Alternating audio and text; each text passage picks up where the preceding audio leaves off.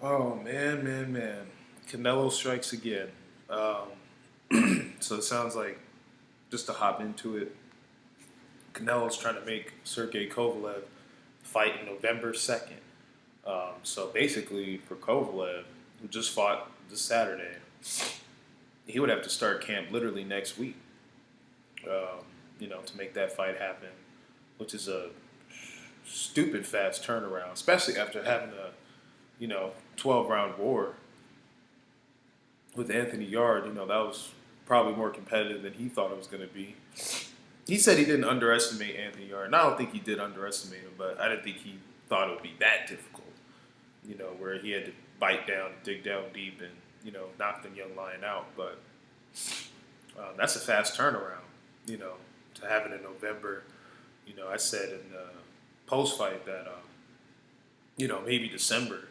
It'd be feasible. Basically just give Kovalev a month to kind of take off, recover, chill with the family, and then you can do the fight. Like that. But Team Canelo's trying to make it happen in November. Fast turnaround. Then on top of that, he's trying to have a rehydration clause with the fight, which I knew he would do. I've said that in past videos that Canelo he's been fixated on having rehydration clauses on bigger fighters. He tried it with Danny Jacobs. He did it versus Rocky Fielding. He did it versus Chavez Jr. So I figured he would try to do it with Sergey Kovalev. So that doesn't shock me at all. When it comes to Canelo, I expect foolishness, rehydration clauses, weight stipulations. You know, um, even heard a little rumor that he might try to put it at 172 for a catch weight, and I figured. So when it comes to Canelo, I expect this. Um, he Canelo's really been turning me off in terms of the fight fan. Obviously, he's one of the biggest names, if not the biggest name in the sport. So when he does something, it's obviously news. But personally, I'm really starting to get tired of his diva stuff. It's just I don't know. It's just bothersome, bro. Like you the one that called out Kovalev. You need him. You the one not trying to clean out your division. So why does Kovalev have to come down? And I'm not even a fan of Kovalev like that. But damn, he can't fight one fighter fair. He had to fight James Kirkland after a 2-year layoff and without his main trainer, coming off a knockout loss to what's that dude's name? Ashita. There you go. The one Triple G knocked out in 2 rounds. Um, you know he. Uh, he had to fight Amir Khan at a rehydration. He rehydration clause the welterweight, the guy who moved up in weight. He had to come in at a capped weight, and he was moving up. And he got bad chin. So he did that with Khan. He did it with Rocky Fielding. He tried to do it with Danny Jacobs, and it didn't fare well for him. And notice when Canelo gets those rehydration stipulations, he'll get a knockout. James Kirkland knocked him out in 3. Amir Khan knocked him out in 6. He didn't get his rehydration clause with Jacobs, so it turned out to be a close fight. Shocker there. Chavez Jr., he was weight drained to 164.5. And and he couldn't even get him out. Andre Ward, when he fought, a dehydrated Chad Dawson, who came down from 175 to 68, at least he got him out. At least Pacquiao knocked out a drained Oscar De La Hoya. At least Floyd Mayweather knocked out a drained Chico Corrales. Pacquiao fought a drained Cotto as well and got rid of him. So at least the other top fighters, when they fight someone that's weight drained, they get him out. You know, Canelo couldn't do that. He did it versus Rocky Fielding, but Rocky Fielding, he didn't have any real experience, and he's been beat. He's been knocked out before. Um, now he's trying to do it with Sergey Kovalev. Drain him, even though he's come first. So you want a quick turnaround for the guy who's older, by the way. He's 36. So you want the older fighter to fight at a catch weight that he's never fought below 175. Then on top of that, you want him to come into a cap weight limit so he can even rehydrate comfortably. And you want him to do it in a short 10-week span. This dude is nonstop. Like, when is it ever going to end? It's always something with this dude, and it's a real turnoff to boxing fans. Like I said, I've admitted it. I'm really done with this dude. It's every fight, every single fight. It's like he can't fight any dude straight up, ever. First of all, he got the judges on his side. He had BS scorecards with Trout. I'm not saying he didn't beat Trout, but the scorecards was definitely bogus. Most people thought, me included, thought Lara beat him. Floyd, definitely dog walked him. He fought Cotto. That's probably the only win in his career of that magnitude that wasn't like controversial, and he kind of carried him a little bit. Amir Khan, a chinny welterweight, you're supposed to knock him out. And you still struggled for about 4 rounds. Who else did he fight? Liam Smith, after Demetrius Andre conveniently got stripped of the WBO belt. Then Liam Smith fought for a vacant belt. And he wasn't even supposed to fight for that belt. It was supposed to be Austin Trout. But they shimmied that fight away from him. And then he fought Liam Smith, who at that time fought absolutely nobody. But he came down and waited to fight him instead of fighting either Charlo or Demetrius Andre or a Lara rematch or a Trout rematch or hell, even Ivanis Monterosen. I would accept in any of those fights outside of Liam Smith or Amir Khan. But, he had to do it. So he did that. And he vacated the belt in 2016 because he didn't want to fight Triple G yet.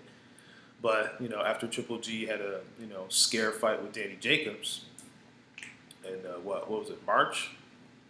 They had no choice but to fight him. Because if Triple G rematched Jacobs, it may not have turned out well for everybody. So, that's the only reason why he fought him at that point. Honestly, I think he would have dragged that fight probably to 2018 if he really could. Then he had the nerve to get caught on clenbuterol after the first fight with Triple G, which most people thought he lost. So he got caught on stuff, and then, rematched him. And I thought Canelo did beat Triple G in the rematch, but it was close. Then he fought, Rocky Fielding, at a capped 168 limit. Rocky Fielding's a big boy. He's like 6'2", 6'3". No, I think he's 6'2 and a half. Tall, big, super middleweight, very little experience, already been knocked out before, hasn't really fought anybody.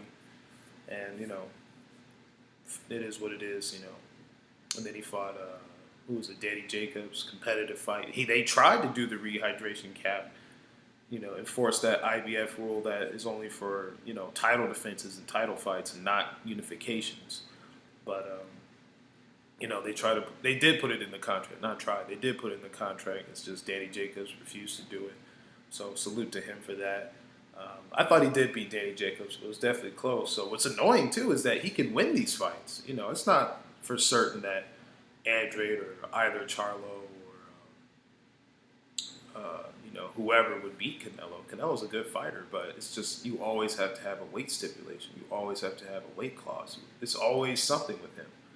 You can never just fight the guy straight up and beat him. You know what I mean? And it's just getting real old. The dude's been doing this literally since the Floyd fight, really. He's been doing it since then. So, and it's not even that you're winning that convincingly. You're arguably losing half these fights. Like I said, Lara beat him. Triple G beat him in the first fight. Trout, Jacobs, those could have went either way. Barely beat Triple G in the rematch. You can argue he's been ducking Charlo and Andrade since 154. So you avoided him in 2 different weight classes. They've openly said they don't like Billy Joe Saunders because, quote unquote, he run, even though he quote unquote ran versus Triple G in the first fight.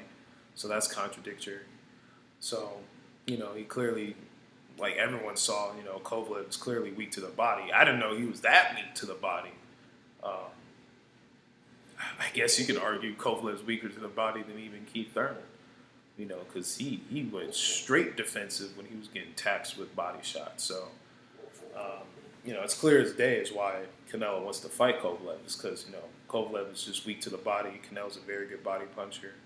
But, it's always some nonsense with Team Canelo,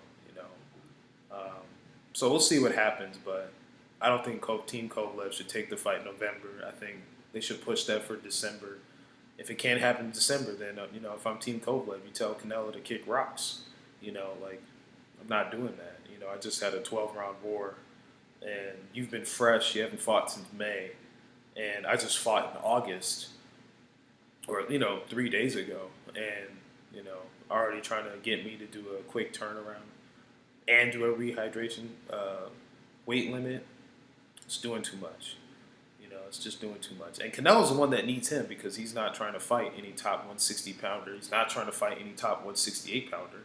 He's not calling out Caleb Plant, David Benavidez, Caleb Smith, the better Smith brother. Billy Joe Saunders is at 168 now.